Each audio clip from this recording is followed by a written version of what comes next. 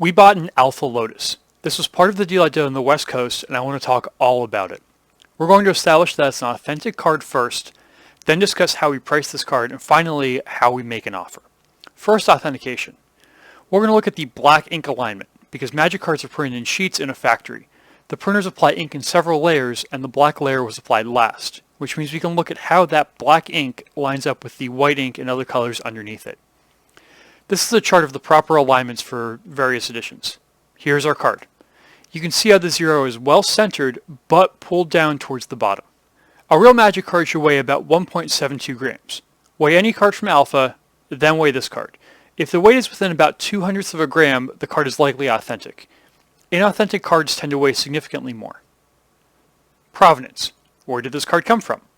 At a show a while ago, someone walked up with an ancestral recall they found on the floor of their friend's room. Clearly that card is not likely to be authentic. And it wasn't. Condition. How do we describe the condition of this card?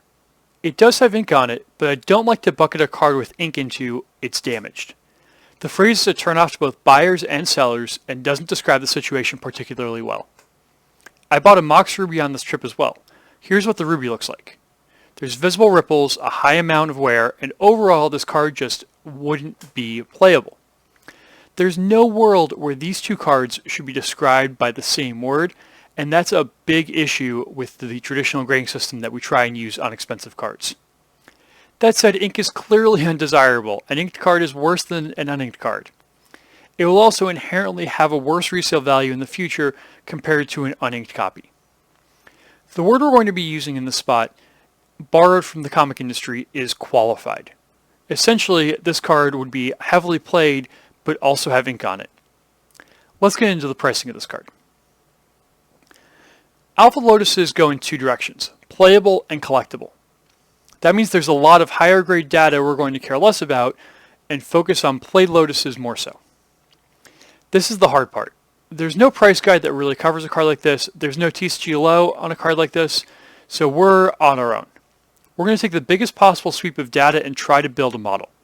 That means we're going to be looking at high-grade BGS 995 sales from PWCC, buy list offers by ABU and other buyers, and any recorded sales on Facebook. Every piece of data that we can find has merit, even if it's 3 years old in the middle of the bubble. We still want to know all this information because that's just another piece of the puzzle. We're looking at a market. That means there's two components, a bid-ask spread, or the highest buy lowest versus the cheapest available copy, but also historical data that can be contextualized into a broader market. Let's look at some of the data. ABU Games is paying $16,500 in cash or $33,000 in store credit for a heavily played Alpha Lotus. Their credit trades hands at about 60% of face value, which means you can get $20,000 that way. This card is a little worse due to the ink, which means they might pay somewhere in the $15,000 range. Magic Card Market, Europe's trading platform, has a slew of Alpha Lotuses available. This 45,000 euro copy, or about 50,000 US dollars, represents part of the ask range. It's definitely nicer and uninked, so 50,000 is the absolute ceiling of a sell price. TCG Player does have a copy listed. I contacted the owner of this card, Brainstorm Games, for an image of theirs. This is where qualified grades come into play. Objectively, as a damaged copy, our Lotus is strictly worse as it has ink. In terms of eye appeal or playability, ours is better. Assuming you're okay with the ink, or the front ink doesn't bother you, would we feel okay with a higher price than this one?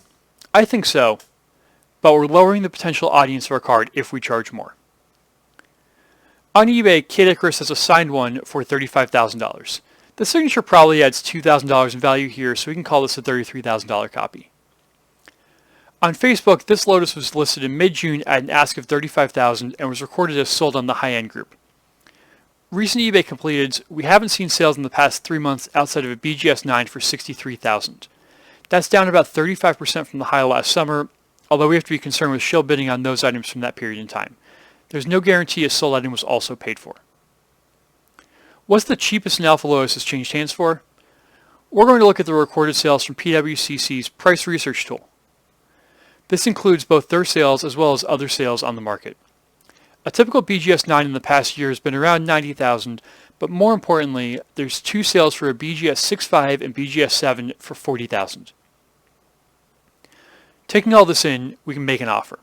Once we establish our perspective on the retail value of this card, it becomes fairly trivial to negotiate. We're going to constrain our offer somewhere between 70 and 85% of the retail value of the item.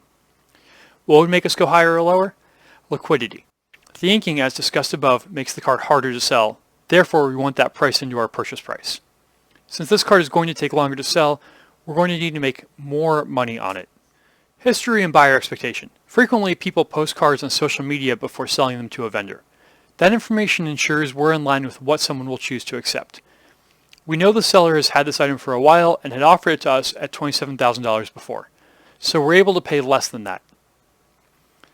Looking at all of this data, the bottom end of the Alpha Lotus market for a playable Lotus is going to be roughly $30,000. Inking causes some concern on the sellability, but in terms of condition, some buyers would prefer this one over some of the more expensive ones. We're going to be offering $24,000 on this card. 20% is the thinnest margin we can work with on a card like this. Thank you everyone for watching. We hope this was informative. If you're interested in the card, please let us know via email to TOAMagic.com. Please subscribe to our channel to be notified of future content and give feedback in the comments or on Twitter at TOAMichael.